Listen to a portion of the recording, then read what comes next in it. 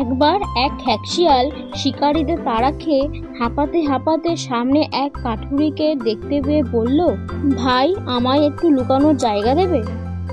কাঠুরে তার কুঁড়ে ঘরটার দিকে আঙুল দেখিয়ে বলল, তুমি ওই ঘরটার ভিতরে ঢুকে পড়ো, কেউ বুঝতে পারবে না।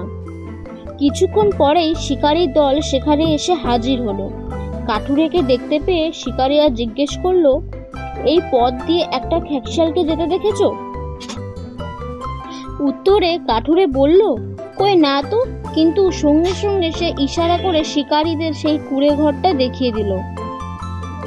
শিকারীর দল কাঠুরের ইশারা বুঝতে পারল না, তারা অন্যদিকে শিয়ালকে খুঁজতে চলে গেল।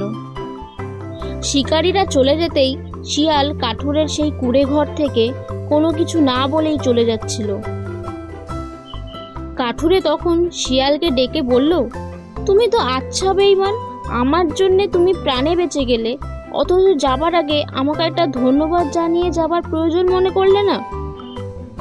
শিয়াল বলল, আর মুখ নেড়ে কথা বলো না তুমি, তোমার মুখের কথার সঙ্গে কাজের কোনো মিল নেই।